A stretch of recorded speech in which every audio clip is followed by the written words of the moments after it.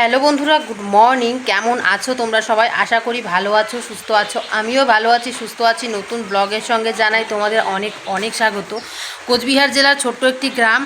এই গ্রামটা থেকে আমি সোমা, তোমরা দেখছো সোমা পল্লব লাইফস্টাইল চ্যানেল। প্রত্যেকদিন আমি আমার লাইফস্টাইল, ভালো লাগা খারাপ লাগা সব তোমাদের সাথে শেয়ার করার চেষ্টা করি।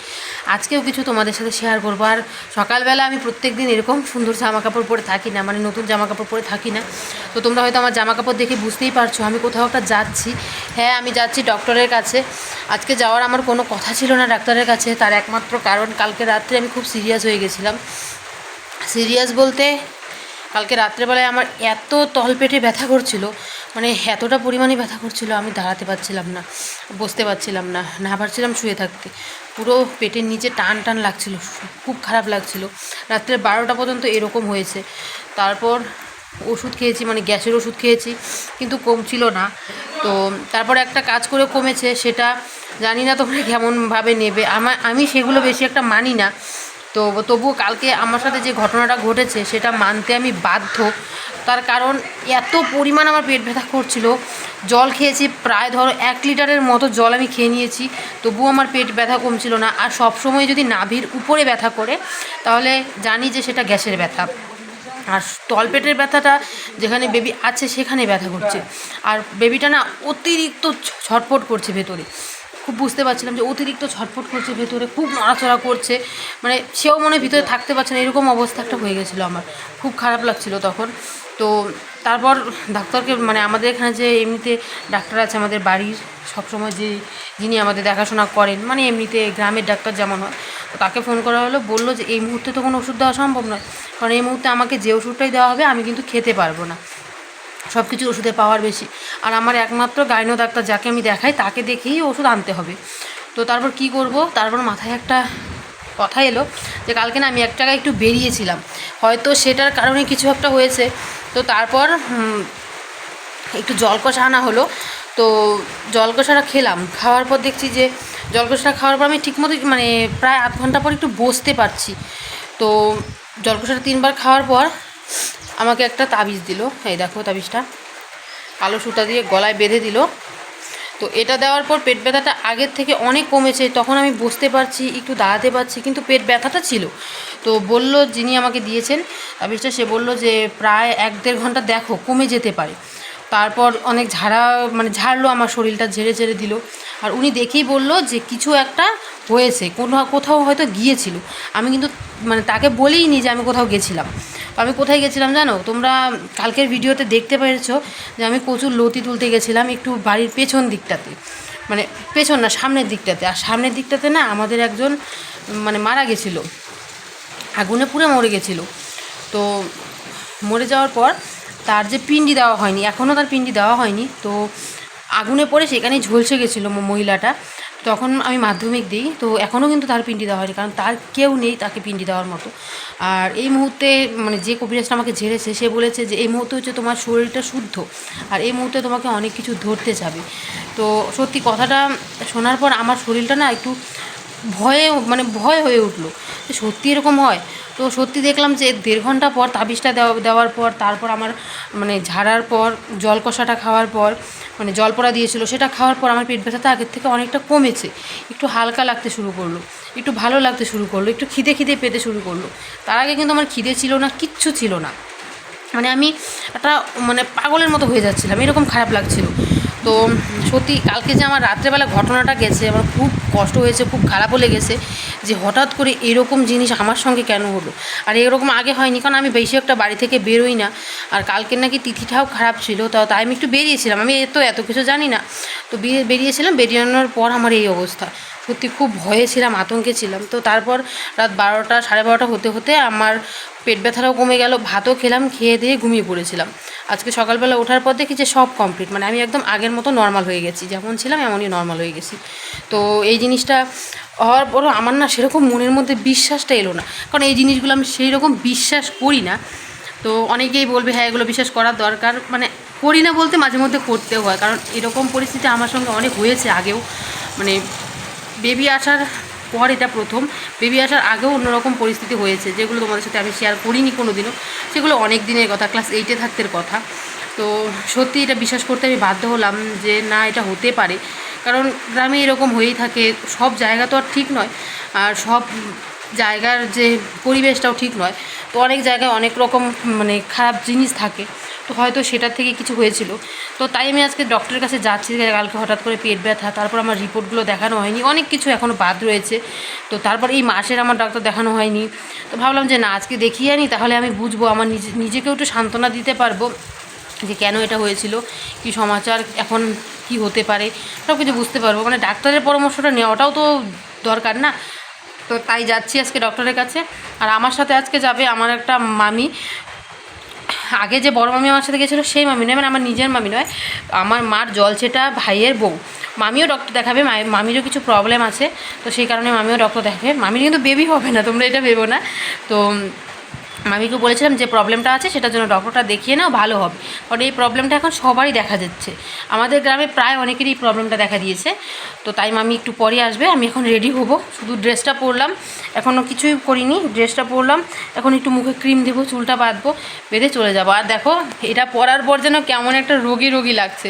কোনোদিন এভাবে গলায় আমি তাবিজ পরি না, মানে হাতে একটা তাবিজ আছে, এটা হচ্ছে আমার ভয়ের তাবিজ। হাতে দেখতে পাচ্ছ, আমি বেশিরভাগ সময় স্বপ্ন দেখি কেউ মরে যাচ্ছে, এইসব স্বপ্ন দেখি। তো হয়তো কেউ কোনো লাশ মানে পোড়া হচ্ছে। আজ পর্যন্ত এত বড় হয়েছি আমি মরা দেখিনি, চোখের সামনে মরা দেখিনি, মানে কেউ মরে আছে তাকে আমি দেখতে গেছি সেরকম হয়নি, বা কোনো লাশ পোড়াও দেখিনি, কিন্তু আমি স্বপ্নে এগুলো দেখি। তো অনেক সময় স্বপ্নে ভয় পাই, তো সেই কারণে কিন্তু আমার যে ভয়ের তাবিজ আমার হাতেই আছে। তো এটা ধুয়ে ধুয়ে আমি যখন বেশি ভয় পাই তখন আমি জল খেয়ে নিই। এখন আমার এই যে গলায় একটা ঝুলানো আছে, এখন এটা থাকবেই, যতদিন বেবি না হয় ততদিন এটা থাকবেই। দেখতেও একটু কেমন জানি লাগে, করার কিছু নেই, ভালোর জন্য দিতেও হবে। তো চলো মামি আসুক, আমি রেডি হয়ে তোমাদের সামনে কথা বলছি। আর ডাক্তারের কাছে যাব, কি হয় না হয় সব তোমাদেরকে বলবো। আশা করি তোমাদের ভালো লাগবে, আর দেখতে থাকো ভিডিও। আমি রেডি হয়ে গেছি, বাইরে পড়ছে ঝমঝমিয়ে বৃষ্টি। আর আমার না একদিকে ভাগ্যটা খুব ভালো, আমি যখনই ডক্টরের কাছে যাই তখনই বৃষ্টি পড়ে। কারণ যখনই আমি ডক্টরের কাছে যাই, গরম তো এখন অতিরিক্ত, আর গরমটা সহ্য করতে পারি না। আর সেই জায়গাটাও তো একদম মানে একটা কর্নারের জায়গা, প্রচুর গরম লাগে সেখানে। তো একদিকে ভাগ্যটা ভালো, আমি যাওয়ার পর সেখানে বৃষ্টি থাকে, আর আমার আরামই হয়, একটা আনন্দই লাগে। সত্যি ভাগ্যটা আমার এমনিতেই ভালো। আর দেখো পড়ছে ঝমঝমিয়ে বৃষ্টি, পুরো বাড়ি দূরে একদম জলে জলাকার। আর প্রায় দুদিন থেকে ভালোই বৃষ্টি হচ্ছে। এখন এই বৃষ্টিটার দরকার, অনেক দিন গরম গেল, এখন বৃষ্টিটা না হলে হবে না। মা বসিয়েছে রান্নাঘরে রান্না, মা এই ঘরে রান্না বসিয়েছে, বাবা গেছে বাজার, ভাই গেছে টিউশন পড়াতে, আর আমি এখনই মামি এলে বেরিয়ে যাব। পুরোপুরি রেডি, ব্যাগপত্র সব কিছু গোছানো হয়ে গেছে। তো চলো যাই, গিয়ে কথা। ডাক্তার দেখানো আমার হয়ে গেছে, এখন আমি চলে এসেছি কিছু ওষুধপত্র নিতে। আজকে শুধু আমি একা ডাক্তার দেখাইনি, আমার সাথে যে মামি এসেছে, মামিরও কিছু প্রবলেম আছে, তো মহিলাগত প্রবলেম, তো সেটাই কিন্তু মামি দেখাতে এসেছিল। তো মামিকে কিন্তু অনেকগুলো ওষুধ ডাক্তার দিয়েছে আজকে, আর অনেক টেস্ট করতে বলেছে, অনেক প্রবলেম আছে তো সেই কারণে। আর আমাকে কিন্তু এবার একদমই ওষুধ কম দিয়েছে, কারণ আমার যত কিছু ছিল সব কিছু কিন্তু নর্মাল আছে। এই কথাটা শুনে আমার বেশ ভালোই লাগলো। আর কালকে কেন আমার পেটে এত ব্যথা হয়েছে, কি হয়েছে, ডাক্তার কিছুই ধরতে পারলো না, বললো যে হতে পারে গ্যাসের থেকে। তো হতেও পারে যে গ্যাসের থেকে হতে পারে। তো আমি আজকে আবার বেশি করে গ্যাসের বড়ি নিয়ে নিলাম, কারণ গ্যাসটা না আমার অতিরিক্ত হচ্ছে, যে কোনো কিছু আমি খেতে পাচ্ছি না, যেটাই খাই না কেন আমার অতিরিক্ত গ্যাসে চাপ দেয়। তো সেই কারণে আমি বললাম যে আমাকে একটু গ্যাসের ওষুধটা বেশি করে দেবে। আর ডাক্তার বললো যে এখন আর কোনো রুচির ওষুধ বা কোনো ফাইল টাইল কিছু একটা দেবে না, কারণ এখন চেষ্টা করতে হবে দেখে যে আমি কতদূর সহ্য করতে পারি, আমার আর কি কি প্রবলেম হয় কি না হয়। তো বললো যে এখন আর সেরকম ওষুধ খেতে হবে না, এখন দেখো তুমি সহ্য করতে পারো কি না, যদি না পারো তাহলে এক সপ্তাহের মধ্যে এসে কিছু ওষুধ লিখে দেবো, সেগুলো নিয়ে যেও। তো বললাম যে ঠিক আছে, আমিও দেখি। আর ওষুধপত্র খেতে না সেরকম বেশি ভালো কার লাগে বলো তো? এই ধরো স্যান্টারের বড়িগুলো যেগুলো আছে, আয়রন ট্যাবলেট, সেগুলো খাওয়া, তারপর আবার ডক্টরের ওষুধ খাওয়া, সব কিছু মিলিয়ে কিন্তু সত্যি ভীষণ খারাপ লাগে এত ওষুধপত্র খেতে। রাত্রেবেলা যেন মনে হয় এক গাদি ওষুধ খেয়ে তারপর শুতে হয়। আর আমার কাছে এইসব ওষুধপত্র জিনিসটা আগের থেকেই ভালো লাগতো না, এখনও ভালো লাগে না। তো ওষুধপত্র নিয়ে বেরিয়ে গেছি, এখন টোটো করে যাব সোজা বাজারে কিছু কেনাকাটা করব। ভেবেছিলাম মেলায় যাব, কিন্তু মেলাটা এখনও শুরু হয়নি। আমাদের এখানে কিন্তু শ্রাবণী মেলা হচ্ছে, শ্রাবণ মাসে মহাদেবের মেলা হয়, তো এখানে আমাদের মেলাটার নাম হচ্ছে শ্রাবণী মেলা। তো সেটাতে যাবো ভেবেছিলাম, তো তারপর গিয়ে দেখি যে এখনও শুরু হয়নি, দোকানপাট মাত্র বসছে আর কয়েকটা দিন দেরি আছে। তো ভাবলাম যে দেরি আছে যখন, দু একটা কেনাকাটা আছে সেগুলো করে একদম বাড়ির দিকে রওনা হব। আর যখন থেকে এসেছি তখন থেকেই কিন্তু ঝিরিঝিরি বৃষ্টি পড়ছিল, বৃষ্টির দিনগুলো বেশ ভালোই লাগে। আর এখানে না একটা মানে মাথা খারাপ লোক আছে, মানে এই মহিলাটার মাথাটা একটু খারাপ আছে। তো দেখো এই যে নাচ করছিল রাস্তায়, তো ভাবলাম যে তোমাদের সাথে শেয়ার করি। আর অনেকে দেখে নাকি হাসছিল, উনি মেন্টাল খারাপ দেখে কিন্তু এরকমভাবে নাচ করছেন, বৃষ্টির মধ্যে ভিজছেন সোয়েটার পরে, দেখে খারাপও লাগলো। কিন্তু এনার সামনে যদি কেউ যায় তাহলে ইনি নাকি মারতে আসেন। এই কথাটা শুনে আমার ভীষণ ভয় লাগলো, যে আমি যখন ভিডিওটা করছিলাম উনি যদি মারতে আসেন তাহলে কি হবে, খুব ভয়ও লাগছিল। আর উনি কিন্তু খুব সুন্দর গানও করছিল এখানে।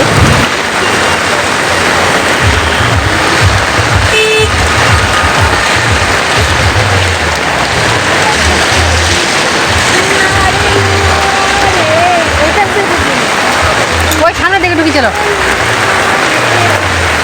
ভিজেই তো গেছি অর্ধেক, জিনিসটা ভিজা।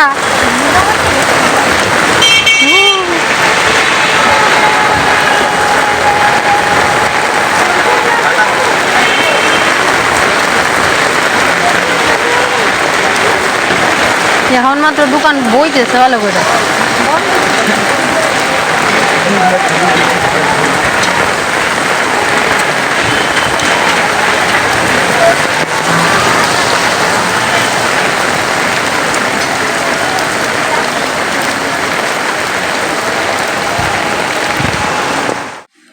তো বন্ধুরা চলে এলাম বাড়িতে। আজকে আর সেরকম ডাক্তারের কাছে তোমাদের কাছে কিছু শেয়ার করিনি, তার কারণ ডাক্তার এখানে আজকে আমার একদমই দেরি হয়নি, খুব তাড়াতাড়ি হয়ে গেছে কাজ।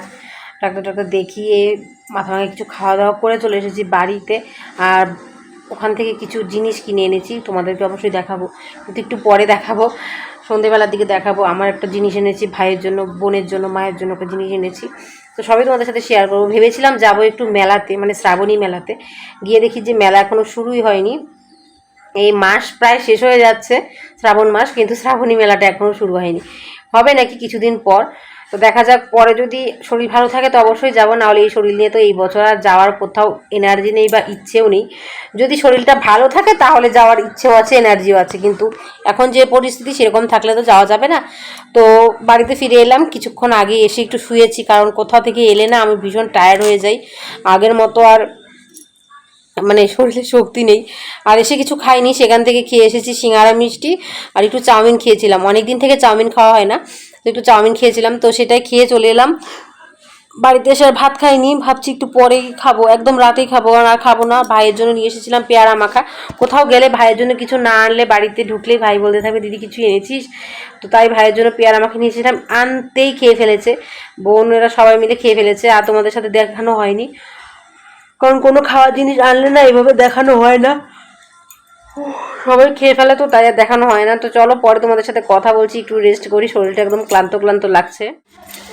তো হ্যালো বন্ধুরা, অনেকক্ষণ পর তোমাদের সামনে চলে এলাম। কালকে শরীরটা একদমই ভালো ছিল না, তাই তোমাদের সামনে এসে ব্লগটা শেয়ার মানে শেষ করতে পারিনি। তোমাদের বলেছিলাম যে অনেকগুলো জিনিস কিনেছি, সেগুলো তোমাদেরকে দেখাবো। তো প্রথমত দেখো, আমি যে এই যে নাইটিটা পরে আছি, এটা হচ্ছে হাউস কোট। তো এগুলো না পরে খুব দরকার পড়বে, মানে ডেলিভারির সময় খুব দরকার পড়বে। তো ভাবছি এই মানে দুটো আনবো, এনে বাড়িতে পরে রাখবো, যদি বাড়িতে পরে পরে পুরনো করে রাখি তারপর সেগুলো ভালো কাজে লাগবে, মানে তখন নতুন নাইটি পরে তো আর যেতে ইচ্ছা করবে না, আর এক মাস পরার পর নাকি সেগুলো পরতে নেই। তো সেই কারণে ভাবছি যে এখন দুটো এনে পুরানো করে তারপর মানে সেগুলো ডেলিভারির সময় পরে যাব। আর এই যে নাইটিটা এনেছি পুরো এই জায়গাটায় বাঁধা হাউস কোট, মানে এই নাইটিগুলো আমার কাছে ভালোও লাগে, আর এখন তো পরতে হবেই। তাছাড়াও কয়েকটা জিনিস এসেছে, সেটাও তোমাদের দেখাবো। এই বোনের জন্য দুটো প্যান্ট এনেছি, এই যে বাড়িতে পরার এরকম গেঞ্জি কাপড়ের প্যান্ট এনেছি। এই যে একটা দেখো, একদম মানে সফট কাপড়ের মধ্যে এনেছি, মানে গরমের দিনে এই জিনিসগুলো পরলে ভালো লাগে। আর একটা এনেছি, সেটাও তোমাদেরকে দেখাবো। আর ভাইয়ের জন্য একটা প্যান্ট এনেছি, ভাই সেটা পরে ফেলেছে, তাই সেটা তোমাদেরকে দেখাতে পারলাম না। ওর জন্য একটা হাফ প্যান্ট এনেছি সুতির কাপড়ের মধ্যে। এই যে আরেকটা প্যান্ট এনেছি বোনের জন্য, এই যে এইটার কালারটা এনেছি নীল কালার, আর এটা একটু একটু মানে আকাশের মধ্যে অন্য কালারের মধ্যে এনেছি, ভালো লাগে দুটোই। দুটোই বোনের নাকি খুব পছন্দ হয়েছে। তার সাথে বোনকে একটা গেঞ্জি এনে দিয়েছি, কারণ এখন বাড়িতে সবসময় না মানে পুরোনো গেঞ্জিগুলো পরে থাকে, দেখতেও ভালো লাগে না। আরও সবসময় আমার সাথে থাকে, আমি যে কোনো কাজের কথা বলি না কেন, যেটাই বলি না কেন আমার সাথে করে দেয়। তো তাই ওর দিকে আমার মায়াটা একটু বেশিই পড়ে যায়, ওর জন্যই যে এই গেঞ্জিটা নিয়ে এসেছি। ওর বয়স তো 9 বছর, তো ও সবসময় ছেলেদের জামাই পরে, মেয়েদের জামা পরে না সেই, তো ওর জন্য এই গেঞ্জিটা এনেছি। আর তার সাথে তো ভাইয়ের জন্য একটা প্যান্ট এনেছি, তোমাদের বললাম একটা হাফ প্যান্ট এনেছি, ছেলেদের গেঞ্জি কাপড়ের প্যান্ট যেমন হয়। আর মাকে না দুটো ব্লাউজ এনে দিয়েছি, 2x2 যে ব্লাউজগুলো আছে এই ব্লাউজগুলো মাকে এনে দিয়েছি, কারণ কোথাও যদি মা যায় তো তখন দেখি যে কতগুলো ব্লাউজ থাকে সেগুলো কেমন মানে কুকড়ে মুকড়ে গেছে, সেগুলো ইস্তারি ইস্তারি করে যায়। আর বেশিরভাগ ব্লাউজে মা দেখি লাল, তো একটা কমলা কালারের এনেছি। আর লাল ব্লাউজ তো সব শাড়ির সাথেই পরা যায়, ভালো লাগে, তো এনেছি একটা যে কমলা কালারের, আর তার সাথে একটা লাল ব্লাউজ এনেছি 2x2। আর এই যে মার জন্য আরেকটা এনেছি লাল ব্লাউজ। তো এর আগেও মাকে একটা ব্লাউজ এনেছিলাম সবুজ কালারের মধ্যে।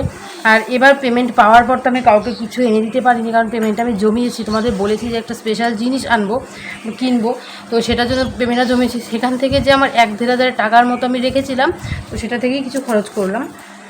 আর তার সাথে ডাক্তারের ওষুধ, আর আমাকে এবার ডাক্তার একদমই কম ওষুধ দিয়েছে, তো সেই কারণে আমাকে বলেছে যে এখন তো আমার সেরকম অসুবিধে নেই, যদি অসুবিধে হতো তাহলে অনেকগুলো ওষুধ দিত।